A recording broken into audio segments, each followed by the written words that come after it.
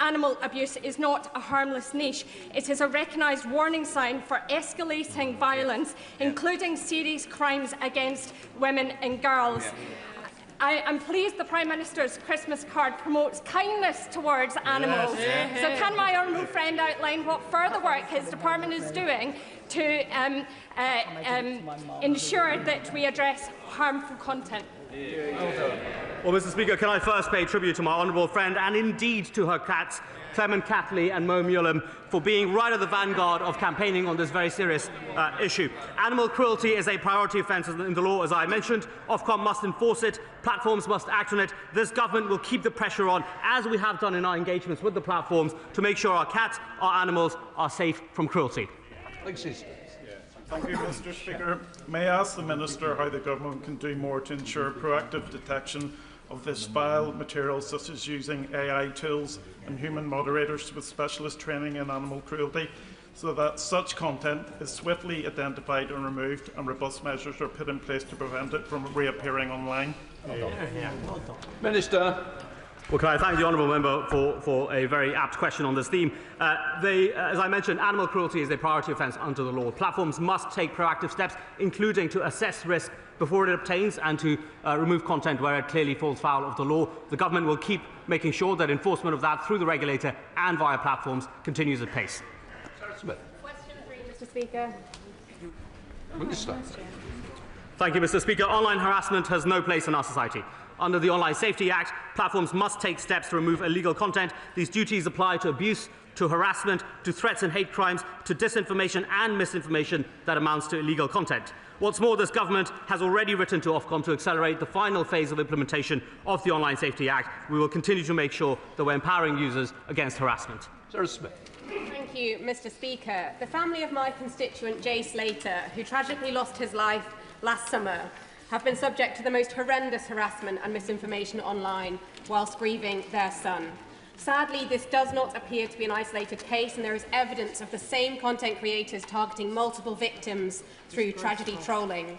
Will the Minister agree to meet with victims to explore how we can tackle this horrific abuse and give families the space they should have to grieve in peace? Minister.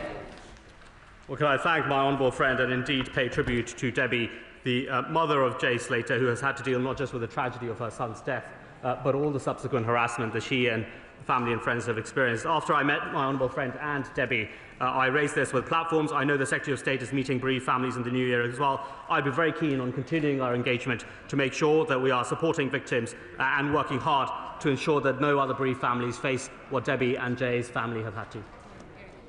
Emma Mallett. Harassment amplifies real-world violence. In West Dorset, 14-year-old Isabella was brutally attacked, but the lasting trauma came from the assault being deliberately filmed, circulated online and in group chats in schools across the local area, designed deliberately to humiliate her and led to her being further harassed online and in person. So what steps will the Minister take to ensure that online safety measures properly address the sharing of real-world violent content that re-traumatises victims and leads to further harassment?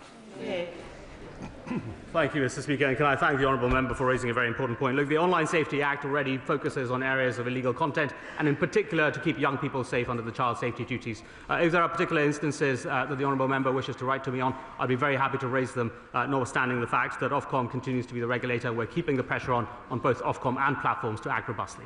Liberal Democrat spokesperson Victoria Collins. Thank you, Mr. Speaker. And can I join colleagues in wishing yourself and everyone a Merry Christmas, and my colleague the member for Dorset, a happy birthday as well.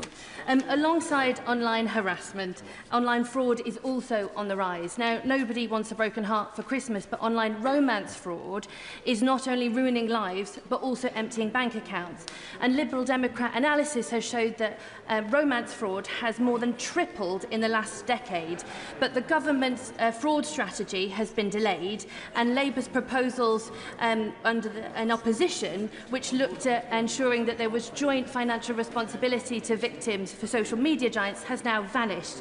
So will the Minister agree with me that those online social media giants must do more to tackle these scams, and agree with Liberal Democrat calls that they should be financially responsible for those fraud that take place on their platforms? Thanks. Minister. Thank you, Mr. Speaker, and can I thank the honourable member for raising that point. Of course, in the spirit of Christmas, Mr. Speaker, whilst love might be in the air in this festive moment, we want to make sure it's financially responsible. And so in that spirit, I will continue to engage with both the regulator and platforms to ensure the existing provisions of the Online Safety Act are robustly enforced when it comes to online fraud and scams, which so many of us experience both directly and indirectly through our constituents. Question number 4, Mr. Speaker. Minister. Thank you, Mr. Speaker. Can I start by congratulating the honourable gentleman on his fantastic event in Parliament last week on this subject? I'm delighted that Queen's University Belfast is benefiting from £5 million in funding for this programme, part of a £13 million wider package from this government to make UK supply chains more resilient. The government is investing a record £86 billion over this spending review period, the largest ever investment in research and development. And ministers regularly discuss a range of issues with Cabinet colleagues to ensure that these programmes align with wider government priorities on economic resilience and innovation.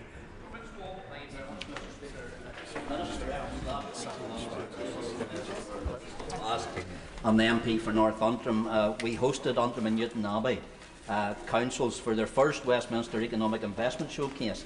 Can I ask the Minister, how does the government expect that UKRI funded supply chain research will actually align then with City Deal investments such as the Advanced Manufacturing Innovation Centre, AMEC, in my constituency of South Antrim?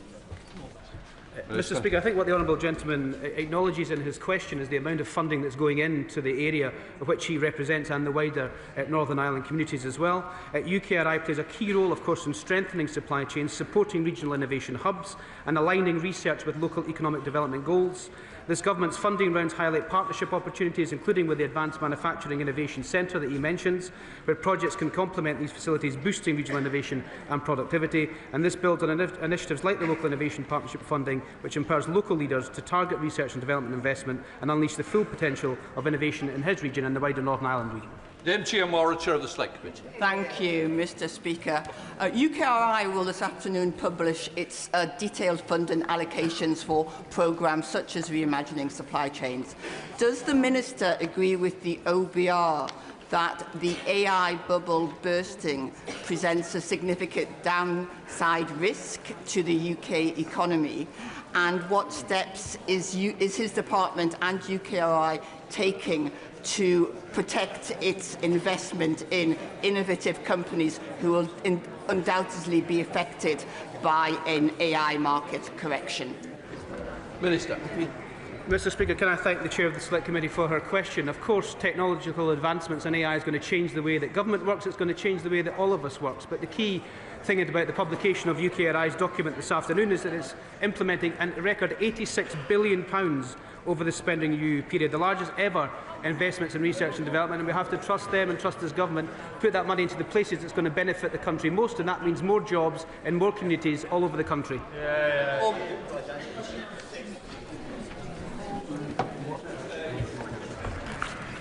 This government is determined to ensure young people can seize the opportunities AI brings.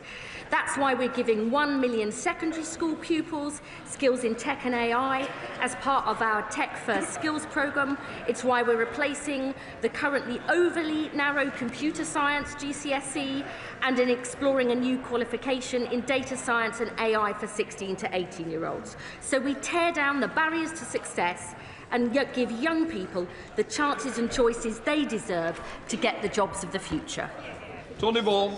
I thank the Minister for her answer. Research commissioned by DCIT estimates that by 2035, approximately 10 million UK workers will be in jobs where AI will be part of their responsibilities.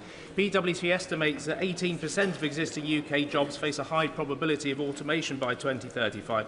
So what steps is the government taking to ensure that young people in my constituency are well prepared for AI being integrated into their daily working lives so we can minimise those chances of unemployment in the future? I think the honourable gentleman has hit on one of the biggest challenges and opportunities we face as a country, which is how AI is going to transform how we live, earn and learn. So we must prepare not only our young people, but the entire workforce for the changes AI inevitably brings. That's why, alongside the changes I've already outlined for young people, we will upskill 7.5 million workers in AI skills over the course of the next 5 years. so people in every part of our country and all walks of life can shape their own future, not just be shaped by it. Thank you, Mr. Speaker. Science and technology skills are vital if we are to fully realise the economic and social opportunities available to us. And I'm sure the Secretary of State would agree that science centres are a vital part of that ecosystem in engaging and enthusing young people in STEM learning. Does the Secretary of State agree that the Government's funding of science centres has to date, as described by the sector, been piecemeal, and will the Secretary of State take action in support of the science centres for our future campaign and get science centres into sustainable and predictable funding arrangements? I don't agree that this government's approach to supporting STEM has been piecemeal. As I said, we have announced the biggest ever investment into research and development of any government ever, and as part of that, alongside supporting curiosity-led research, we are for the first time directing taxpayers' money towards key government priorities and key British strengths, including in STEM courses. I want to make sure everyone in this country has those opportunities, but I'm more than happy to discuss with the honourable gentleman what more he thinks we could be doing. Number 7, please, Mr. Speaker. Mr. Speaker, DSIT and Cabinet Office Ministers are working... with permission, Mr. Speaker, I'll answer this with question number 12. DSIT and Cabinet Office Ministers are working closely to deliver the new digital ID scheme. The scheme will be inclusive, secure and effective. It will give the public more control over their data than they have now, and it will make public services easier to access. A major inclusion programme backed by £11.7 million will support those at risk of digital exclusion, ensuring the system is accessible and secure for all as we modernise our public services. Thank you, Mr. Speaker, and a very happy Christmas to you. More than 5,300 of my constituents have signed a petition opposing digital ID, alongside nearly 3 million people nationally. In my own local survey, 2/3 opposed it outright. Digital ID did not appear anywhere in Labour's manifesto. The party opposite has no mandate for it and no consent from the public. So when will the Minister explain to the House on what democratic basis the government believes it is entitled to enact its nationwide digital ID scheme? Mr. Speaker, modernising government was at the heart of our manifesto, and the government is proposing this national digital ID scheme to modernise our public services, improve security and streamline right-to-work checks. And I would say, since we introduced the digital veterans card, it's been downloaded 11,000 times. There's 260,000 people already downloaded the gov.uk app, and 13.2 million people have started to use one login as part of the gov.uk service. In the new year, a public consultation will be launched alongside wider engagement that has already begun with expert organisations and wider stakeholders. A major digital inclusion programme that I've already read out will also be rolled out alongside that. Thank you, Mr. Speaker. The parliamentary petition against digital ID has been signed by more than 3 million people, including many in my Gordon and Buchan constituency. It's the 4th most signed petition in history. Why does the Minister think it is so unpopular? Well, Mr. Speaker, it's up to the Petitions Committee to schedule those debates, and I'm sure they will schedule that debate in Westminster Hall in due course. But I can only reiterate the government is proposing this national ID scheme to modernise public services, improve security, streamline right-to-work checks and give the public control over their data. I'm not quite so sure why the Honourable Lady objects to the government modernising. We have an analogue government with a digital population, and we live in a new world where the economy is modernising and digitising all the time, and government has to catch up. Mr. Speaker, I didn't realise you'd changed your name to Gareth Snell.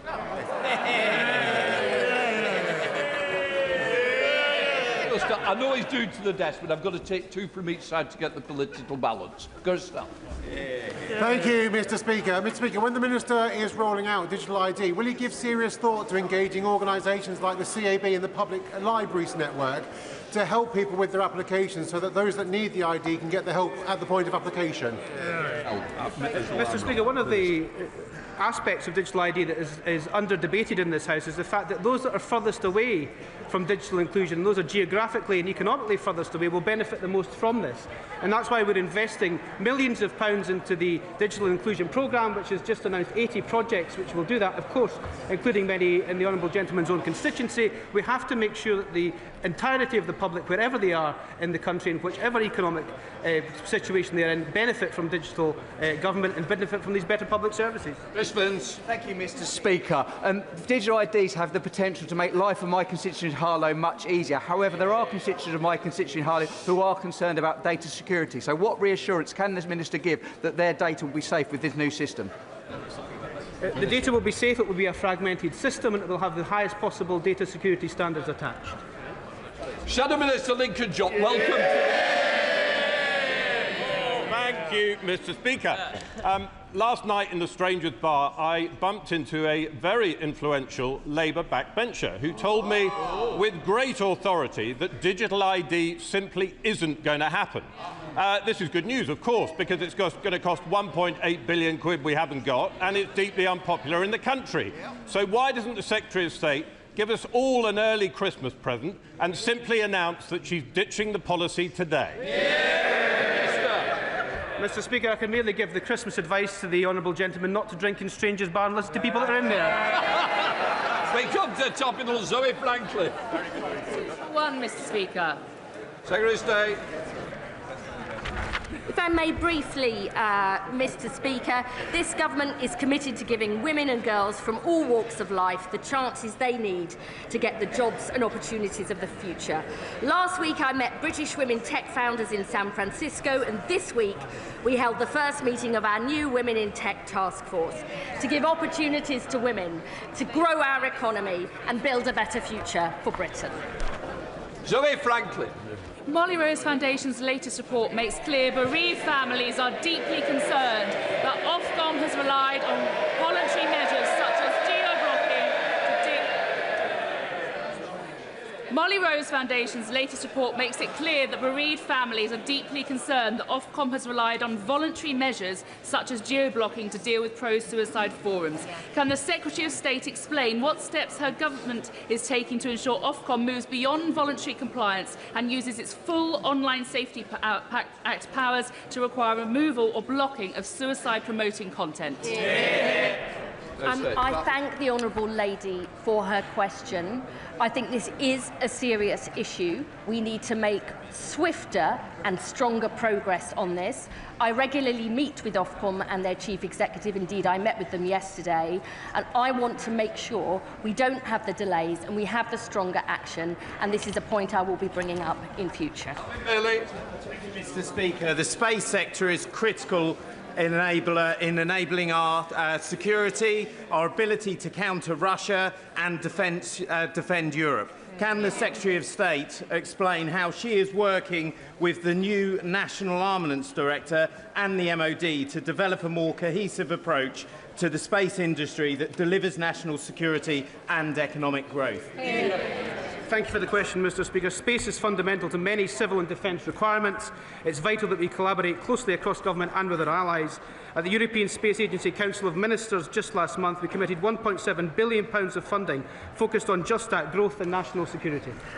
Julie Lopez, Shadow Secretary of State. Thank you, Mr. Speaker. Ministers are making very big claims about the pharmaceuticals deal with America to make up for the billions lost in life sciences investment under Labour. But life sciences firms are telling me, unless the government reveals what's actually in this deal, those claims are completely hollow. So can the Secretary of State reveal, because she couldn't tell us 2 weeks ago, how much is this deal costing the NHS, and when will she publish the full legal text so that we know the details of what the most favoured nation mitigations actually are? Secretary of State. I may have to offer the Honourable Lady a mince pie because she's talking baubles.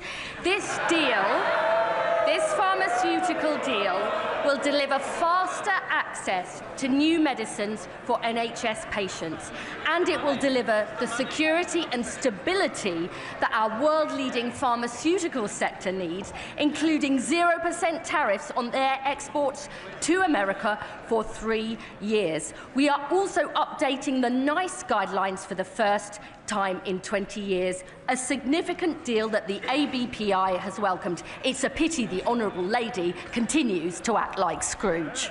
Julia Lopez. If we're making Christmas jokes, I think this deal is all tinsel and no tree, Mr. Speaker. The problem is Labour trumpets about these deals and then is completely sketchy about what's actually been agreed. Just like the US-UK tech deal, we've now found out from President Trump that he's put that deal on ice. So despite all of that golden carriage action in September, despite the Prime Minister honking on about his negotiating skills, can the Secretary of State confirm the Prime Minister has actually nailed down none of the key details on pharma, no zero tariff pact on steel and no deal on tech?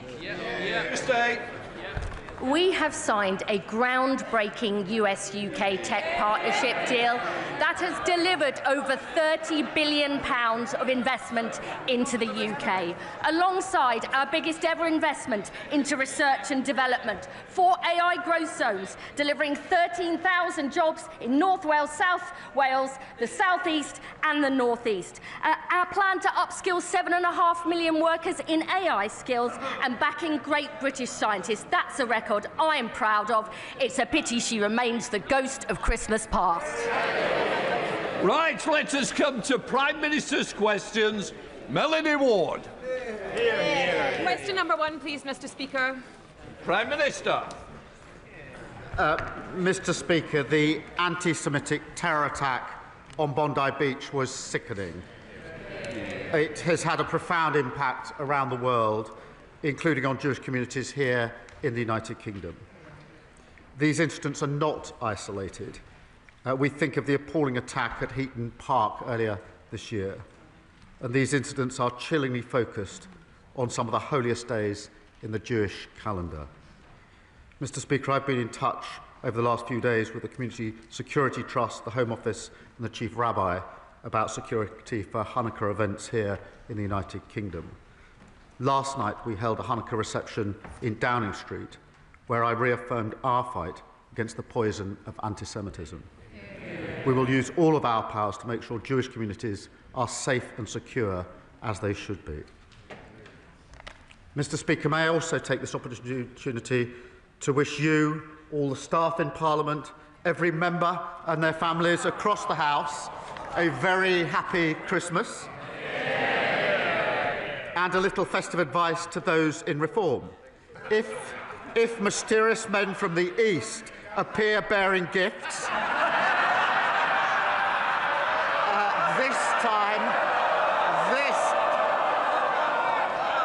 this time report it to the police. Mr. Speaker, this morning I had meetings with ministerial colleagues and others. In addition to my duties in this House, I shall have further such meetings later today. Ward. Thank you, Mr. Speaker. I associate myself with the Prime Minister's condemnation of the horrific attacks in Australia. We must be clear that anti-Semitic terrorism is always an outrage. Mr. Speaker, at Christmas time, many across our country will be thinking of Bethlehem, where the situation remains extremely difficult. The government's important scheme for students from Gaza with scholarships to study in the UK expires on the 31st of December, but a number of scholarship holders and their children have not yet been permitted to leave Gaza. If this scheme closes, these brilliant Palestinians will lose their university places and we will lose their talent. Will the Prime Minister extend the UK's existing scheme into next year to prevent this from happening? Prime Minister. Can I thank her? And I know that Gazan students face huge challenges in taking up their places, and we're considering solutions for those yet to arrive. But I do want to be clear, I want them to be able to take up their places and continue their education in the United Kingdom. I'm proud we've also created the medical evacuation scheme for children from Gaza, and last week I met some of those who've been brought to the United Kingdom for specialist treatment in the NHS. Mr. Speaker, we continue to focus on aid into Gaza, and I'll make sure my honourable friend is kept updated on the next steps for students. Leader of the Opposition, Kemi Badenoch. Mr. Speaker, can I thank the Prime Minister for his words on anti-Semitism? What happened at Bondi Beach was an atrocity.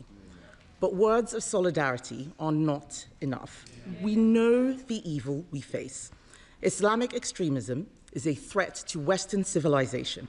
It abuses our democracies and subverts our institutions. it is incompatible with British values. So it is not enough just to protect Jewish communities. We must drive Islamic extremism out of this country. Mr. Speaker, I would also like to send my best wishes to our armed forces, to the emergency services and to everyone who will be working over Christmas.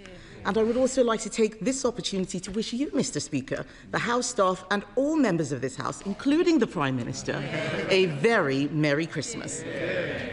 Mr. Speaker, it is the Prime Minister's second Christmas in Downing Street, and by his own admission, he's not in control.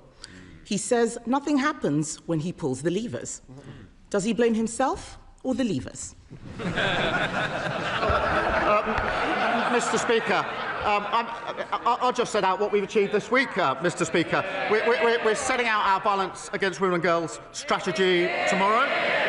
That is me specialist support for abuse victims and the 999 calls experts. Sorry, Prime Minister. I expect better from you. Ex-serving officer, we expect the standards of a good officer. Prime Minister. The next lever was 500 jobs protected at Grangemouth, partnering with INEOS to safeguard the plant's future. Next lever was Erasmus scheme, which is being announced later on today from January 2027. The next lever, Mr. Speaker, the Employment Rights Bill, became law, the biggest uplift in workers' rights in a generation. I've got a whole more list, Mr. Speaker. I could go on for a very long time. Badenoch. Not sure exactly what that had to do with the question, Mr. Speaker. The fact is, the Prime Minister promised economic growth, but the only thing that's grown is his list of broken promises.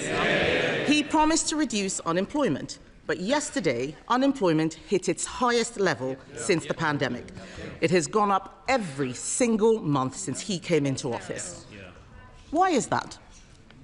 Mr. Speaker, the facts are these: 350,000 more people in work this year. We've got the lowest inactivity rate for 5 years. We are taking a number of measures to address this, particularly with the young unemployed. I would remind them that under their watch, unemployment averaged 5.4%, higher than it is today. You two. Mr. Speaker, I don't know what planet the Prime Minister is living on, but unemployment has gone up every single month under him. Youth unemployment, record levels. Graduate recruitment, lowest ever. He promised that he wouldn't increase taxes on working people, but he has. Last year, he increased national insurance. Last month, he froze income tax thresholds. So will the Prime Minister finally be honest and admit he broke his promise on tax? Prime Minister. Mr. Speaker, I'm very proud that in the budget we had record investment into our public services, we stabilised the economy, and we bore down on the cost of living. They voted against all those measures. But, Mr. Speaker, it is the season of goodwill. Let me congratulate the Leader of the Opposition. She's broken her own record since last week. Last week, 21 former Tory MPs had walked away to reform. She's broken that record because this week it's gone to 22. The former Vice Chair has now gone. So the question is, who's next? Now, it's hard to name anyone. Mr. Speaker, it's hard to name anyone because, according to the Shadow Transport Secretary, the Shadow Cabinet is full of, he says, non-entities. That's you lot. He should know. Mr. Speaker, the Prime Minister is talking about non-entities. As he looked at his cabinet, a bunch of turkeys, they could fit right in a Burton Matthews factory. And he is one to talk. Last week, his MPs were calling him a caretaker Prime Minister. After what he's done to the economy, they should be calling him the Undertaker Prime Minister. Let's look at what else he's promised. The Prime Minister gave his word that he would help pubs. Yet they face a 15% rise in business rates because of his budget. Will the Prime Minister be honest and admit his taxes are forcing pubs to close? Prime Minister, she knows very well that the temporary relief that was put in place during COVID has come to an end. That was the scheme they put in place. We supported it, but it was always a temporary scheme coming to an end. We've now put in place a £4 billion transitional relief. We've also taken other measures, creating hospitality zones, greater licensing freedoms and tackling late payments. We're also bearing down on the cost of living, Mr Speaker, so more people enjoy a drink or a meal out, freezing rail fares, freezing prescription charges, £150 off energy bills, driving wages up. What did they do in relation to each of those, Mr Speaker? They voted against each and every one of those measures. Mr Speaker, what pubs has he been speaking to? They've been barred from all of them. And let's look at another broken promise. I don't know why they're shaking their heads. It's not my fault they've got nowhere to drown their sorrows. Let's look at another broken promise. He promised to end the doctors' strike. He gave the doctors a 28.9% pay rise. What did he get in return? This morning, they've gone back on strike for the third time. In the middle of winter, in the middle of the worst flu crisis in years. Mr Speaker, this shouldn't be allowed. We already banned strikes by the police and the army. Why doesn't he put patients first, show some backbone and ban doctors' strikes? Mr Speaker, let me be clear about the strikes. They're dangerous and utterly irresponsible. And my message to resident doctors is don't abandon patients, work with us to improve conditions and rebuild the NHS. But, Mr Speaker, they left the NHS absolutely on its knees, waiting lists through the roof and confidence absolutely rock bottom. And, Mr Speaker, I take no lecture for them on industrial harmony. More days were lost to strike action on their watch than any year since the 1980s. Mr Speaker, of course he's not going to ban doctor strikes. He doesn't have the baubles. The trade unions didn't just buy him. They can shake their heads. They can shake their heads all they like. We all know who's running their party, and it's not him. The trade unions didn't just buy him for Christmas, they bought him for life. And this matters for all those people out there facing a difficult new year. The Prime Minister has lost control. It's not the levers that don't work, it's him. He's breaking every promise he has made. He promised to bring down unemployment, it's up. He promised he wouldn't increase taxes, they're up. He promised to end the doctors' strike, they're on strike again. Mr Speaker, he said his main mission was economic growth, but the economy is shrinking. With a year like that, is it any surprise that all his MPs want for Christmas is a new leader? Well, Mr Speaker, we got the Muppets Christmas Carol here. The defections are happening so fast that at Christmas the Leader of the Opposition is going to be left home alone. And the member for Runcorn is clearly dreaming of a white Christmas. But, Mr Speaker, we know what the Leader of the Opposition wants for Christmas. Her list to Santa is this. Dear Santa, please freeze the minimum wage. Please push hundreds of thousands of kids back into poverty and scrap maternity leave. Merry Christmas from the Tories. Mr Speaker, what we're bringing is cheaper mortgages, new rights for workers and lifting 500,000 people out of poverty. We've achieved more in 14 months than they achieved in 14 miserable years. Thank you very much, Mr Speaker. Ukraine is facing a fourth Christmas of war and loss. A Ukrainian family I met last week spoke movingly of the help and support that they had received from our community in Newport, but also of the real pain of separation from loved ones still in Ukraine serving near the front line. Will the Prime Minister join me in paying tribute to the bravery of these families and those that support them? And can he also take this opportunity for them in giving the House an update on what more we can do from this government to support our Ukrainian friends? Prime Minister. Well, can I heartily agree with her? British families have shown incredible kindness and hospitality. We have been working by way of update with our allies on frozen Russian assets to support Ukrainians in their hour of need.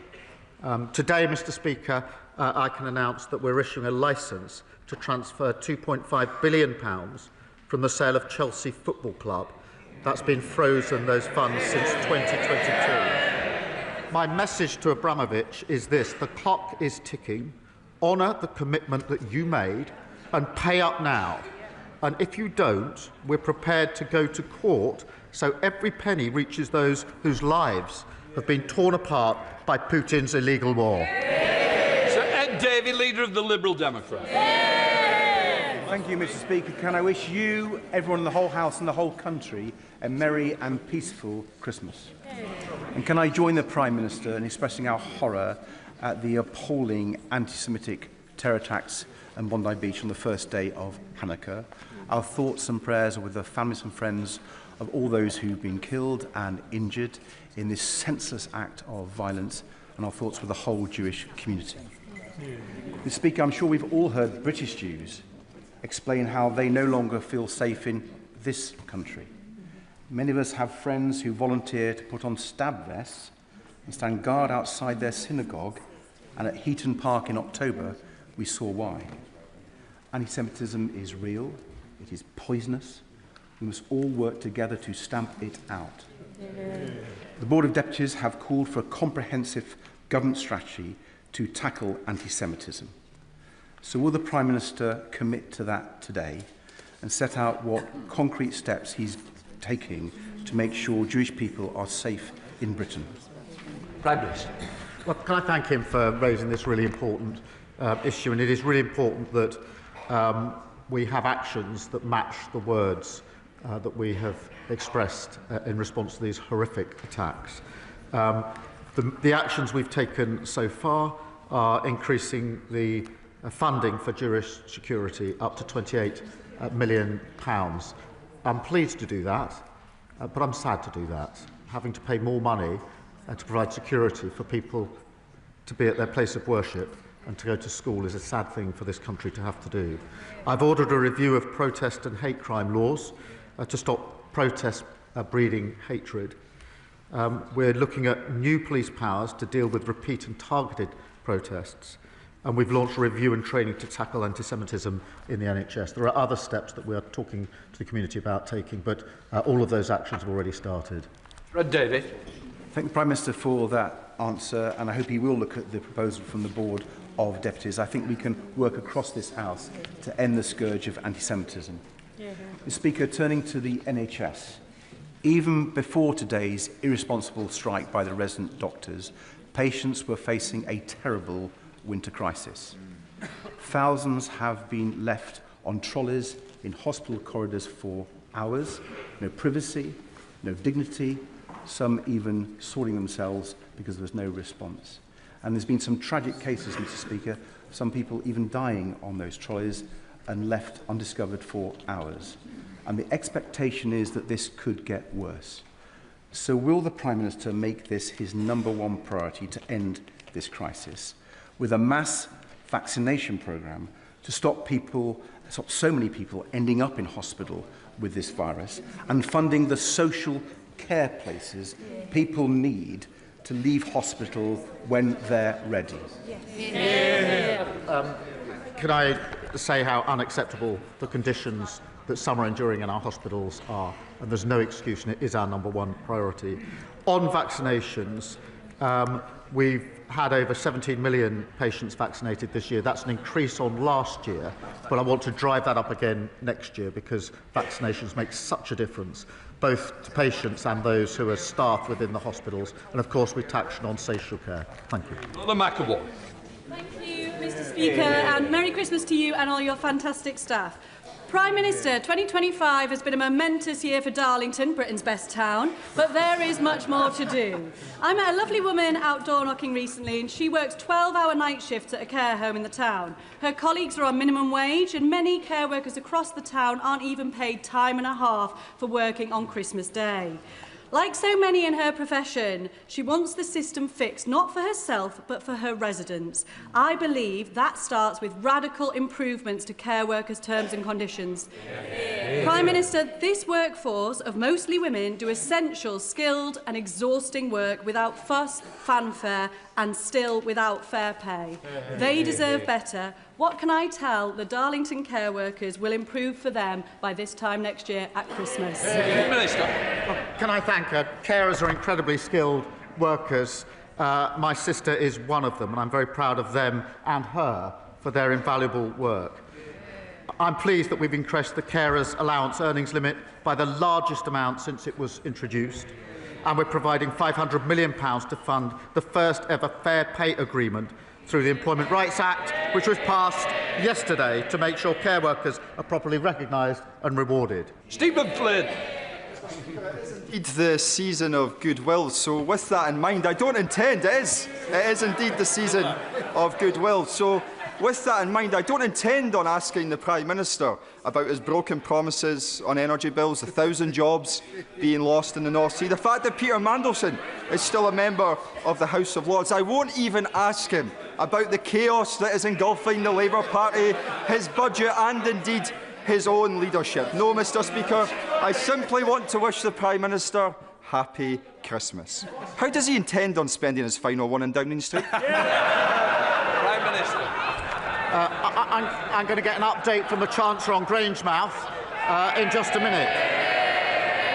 He's clearly not interested in Grangemouth. You would have thought on a day like this that he'd want to welcome the £120 million of investment into groundwork. It's a landmark investment protecting 500 jobs and hundreds more across Scotland's supply chain. And he can't even bring himself to mention it. Mr. Speaker, that's on top of the Typhoon defence jobs in Edinburgh and shipbuilding jobs on the Clyde. And after decades of SNP rule, they're totally out of ideas. They can't even welcome the Grangemouth news. Scotland deserves change next year with Anna Sawa. Thank you, Mr. Speaker. In 2020, my constituents, John and Karen Rowlands, lost their son Andrew in a road collision. He was just 18 years old and a passenger. Like too many others, Mr. Speaker, the driver of the car should never have been on the roads. He was underage, unlicensed and uninsured and bought the car on social media using cash. Can the Prime Minister tell me how bereaved families like the Rowlands can have a meaningful say on our road safety strategy and ensure the right checks are in place to prevent future tragedies? Prime Minister. Can I send, I'm sure, condolences of the whole House to Andrew's family. It's an awful case, and every life that's lost to dangerous driving is a tragedy. In terms of the range of measures that we're taking to protect young drivers, they include penalties for driving uninsured and unlicensed, and measures to reduce the risks posed by unroadworthy vehicles. And in terms of influence of her and her constituents, I'll be very happy to set up an appropriate meeting for her constituents. Ben Maguire. Thank you, Mr. Speaker, and I thank the Prime Minister for confirming a Cornwall-only devolution deal since my last PMQ. In 1988, over 20,000 North Cornwall constituents were poisoned by the South West Water Authority. In a recent BBC documentary, strong suggestions were made of a cover-up by the Thatcher government. None of those victims have ever been properly compensated, and today South West Water poison my constituents with impunity with their constant sewage dumping. Christmas swims across Cornwall have been cancelled again, while constituents like William Howells in Padstow have been hospitalised. Will the Prime Minister please meet with me to finally deliver justice to all water poisoning victims and make sure this never happens again? Prime Minister. Well, it is right to remind us of what was a terrible scandal, and I will ask the Water Minister to meet him and his constituents to discuss it. He and the public are right to be furious that companies are still polluting our seas, lakes and rivers. Mr. Speaker, we've taken action banning bonuses for bosses in 6 polluting companies, changing the law so that those who hide sewage bills can be locked up, and issuing almost £30 million in fines to clean up waterways. We're clearing up the mess that the party over there left, like everything else. Todia Bams. Thank you, Mr. Speaker. The West Midlands car industry is world famous, and this government backs our automotive sector. We got a US trade deal, and when criminals shut down production at Jaguar Land Rover, we back the supply chain. Brilliant companies like JH Lavender in my constituency. What a contrast with the member for Clacton, not here as usual, who said, "I predict Jaguar will now go bust," and they deserve to. Would the Prime Minister agree with me that But the workers of the West Midlands and the entire country need a Labour government and can't afford the economic vandalism of Reform UK. Well, apparently the leader of Reform's in the lounge. I know he likes an early getaway at Christmas to get to his place in France. But, Mr. Speaker, he lobbied for economic sanctions against his own country when he was in the United States, with no thought for British workers and zero patriotism. The difference is our US deal secured the best deal for the car industry, providing certainty for the workforce at JLR. And there's more good news, Mr. Speaker, for the car industry this week, because Nissan is now building its new electric Leaf in Sunderland. That's the difference a Labour government makes. Sir Julian Smith. Compliment the Prime Minister on the work he's done on Ukraine and wish him well over Christmas on that topic.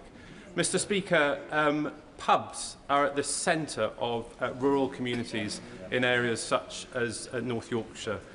They are under more pressure than ever before. Could I urge the Prime Minister and the Government to look again at the rates issue and to look at how to relax the transitional relief for those pubs, many of which are otherwise going to close? Prime Minister. Mr. Speaker, it is an important sector. At the heart of this challenge is the end of the temporary relief that was put in place during COVID, and that's why we put in place the transitional measures and investing £500,000 into a hospitality support scheme to help rural pubs diversify. On issues like the cost of living, we've taken a number of measures to make it easier for people to go out and enjoy themselves in pubs, and we'll always look at what measures we can put in place to support pubs. Ed Robertson. Thank you, Mr. Speaker. People across Lichfield, Burntwood and the villages will be looking forward to a very happy new year, not least because of this government's commitment to the Midland Rail Hub project, which will revolutionise rail travel across the West Midlands and further afield. We are all really eager to see a better service between Lichfield and Birmingham as soon as possible, though. So will the Prime Minister join my campaign for a more regular service on the cross-city line? And can he confirm that rail commuters will benefit from frozen fares because of this Labour government? Well, Mr. Speaker, the hub means more regular services for up to 15 stations across the region. That's vital after the Lichfield to Birmingham service was slashed under the previous government. The construction will create around 13,000 jobs, and we're delivering them as quickly as possible with Network Rail awarding design contracts this week. Mr. Speaker, we're also freezing rail fares. That's the first time that that's happened in 30 years, saving his constituents about £90 a year on the commute to Birmingham. Andrew Snell. Thank you very much, Mr. Speaker. As the ghost of Christmas past scoops up the Prime Minister from his slumber in number 10 this year, I wonder what he will show him on Christmas Eve. Maybe it would be the devastated family farmer putting up the for sale sign on the yard, or the children hugging each other as their independent school closes, or any of the 100,000 hospitality workers who have lost their jobs, or the millions of families that are trying to work out how they will pay their tax bill to fund the ever-growing welfare state. So is it no wonder that the ghost of Christmas future has given up on this Prime Minister, and all that is left is for him to get his bag of coal from Santa and his P45 from his own MP. Happy Christmas. I saw that the honourable member was asking the public to suggest questions for today. I actually put in a bid, Mr. Speaker. I filled it in. I assume he missed the question, I assume. I said he should ask about the 6,000 well-paid, high-skilled jobs we've secured in his constituency, building typhoons, thanks to an £8 billion deal with Turkey. I'm disappointed that he didn't want to talk about good, well-paid jobs in his constituency secured by this Labour government. Mr. Speaker, just days before Christmas, heartbroken Derbyshire families and staff have learnt that the Reform-led council are closing 8 care homes, including Rowthorne in Amber Valley. And that comes just days after learning that the council's cost-saving claims were entirely fabricated. Does the Prime Minister agree with me that when Reform talk about Doge, what they're actually talking about is cutting vital public services care homes? And will he join me in urging Derbyshire County Council to think again? Prime Minister. Well, it is deeply concerning to hear about the closure of 8 Derbyshire care homes by the Reform-led Derbyshire Council. It will be hugely concerning to residents and to their families, while we're making £3.7 billion of extra funding available to councils to fund social care. And let me say to the member for Clacton, relaxing in the lounge, Christmas is a time for forgiveness. It's never too late to apologise to former classmates. Nick Timothy. Thank you, Mr. Speaker. Labour's tax rises mean lower growth and higher unemployment, and the reason for the tax rises is government spending. The Prime Minister personally promised the country to limit spending increases to £9.5 billion a year. So what mandate did he have in his first 2 budgets to increase annual spending 15 times faster by £146 billion? Mr. Speaker, we had a mandate to change because we inherited major challenges across the country. If only he had done something to solve these problems when he was working in Downing Street. He left a complete mess. Neil Duncan Jordan. Mr. Speaker, over the past few weeks, I've been contacted by a number of constituents who work in the health and care sector because they are concerned about the proposed changes to the rules surrounding indefinite leave to remain. These individuals came to this country to do a job we asked them to do, and then we decided to change the rules halfway through the process. Does the Prime Minister agree that if we are to be a proud, rules-based nation, going back on our word to people who are contributing to our society and building lives here is not only just unfair, it's also profoundly un-British? Prime Minister. Mr. Speaker, we're replacing a failed settlement system with one that is fair and recognises contribution. It is right to apply more stringent controls, and we're currently consulting on the right approach. I do recognise the huge contribution of those working in our NHS and will not change the rules for those who already have settled status. Sir John Whittingdale. Thank you, Mr. Speaker. Jimmy Lai is 79 and is a British citizen. He has already been in prison in Hong Kong for 5 years, simply for being a journalist. If he receives a further sentence on the 12th of January, he is likely to die in prison. Will the Prime Minister make clear that his visit to Beijing can only go ahead if Jimmy Lai is released? Prime Minister. I thank him for raising this really important case, and as he knows, we continually raise this with our counterparts and will continue to do so. And I condemn the conviction. Obviously, we await the sentence, but it's absolutely clear that he's been targeted by the authorities, and this is wrongful, and I call it out. It is important that we continue to engage so that we can raise this issue with those counterparts. Sam Carling. In September, a National Secular Society report highlighted alarming numbers of extremist religious organisations in the UK from various faith traditions, expressing hideous views about women, including promoting female genital mutilation and denying the existence of marital rape. Many of these are registered as charities and therefore eligible for various tax exemptions, as well as thousands or even millions of pounds in public money through gift aid. So will the Prime Minister, as part of the government's mission to halve violence against women and girls, support my campaign for a review of charity law and regulation so that we can make sure the UK taxpayer isn't funding extremism and hate? Minister. Can I thank him for raising this really important issue? The scale of violence and abuse suffered by women and girls is a national emergency, and the Violence Against Women and Girls strategy will be published tomorrow, setting out concrete steps in order to deal with this. We've already taken action to protect victims, including placing domestic abuse specialists in the first 5 999 control rooms, and we're launching a new national policing centre to coordinate police response and target these crimes. I'll make sure that ministers look specifically at the issues that he's raised. Thank you, Mr. Speaker. Yesterday, the Minister of State for Justice declined a meeting with the representatives of a number of hunger strikers in prison at the present time. These are all remand prisoners. They're not convicted of anything. Since then, a further prisoner, Kazam, has been taken to hospital, as have others. Many people are very concerned about the regular breaches of prison conditions and prison rules in respect to these hunger strikers. Will he make arrangements for the Ministry of Justice to meet representatives of the hunger strikers to discuss these breaches of the conditions that they are experiencing at the present time? Prime Minister. Well, he will appreciate there are rules and procedures in place in relation to hunger strikes, and we're following those rules and procedures. Abdissam Mohammed. Thank you, Mr. Speaker. England is the only country in the world with a fully privatised and monopolised water system, and it's broken.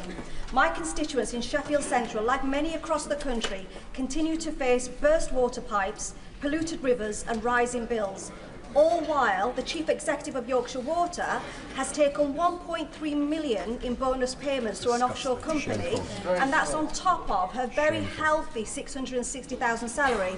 Will the Prime Minister assure the House that the forthcoming Water White Paper will have stronger accountability and put public interest first before bosses' bonuses? And more importantly, will it consider bringing the essential public service back into House?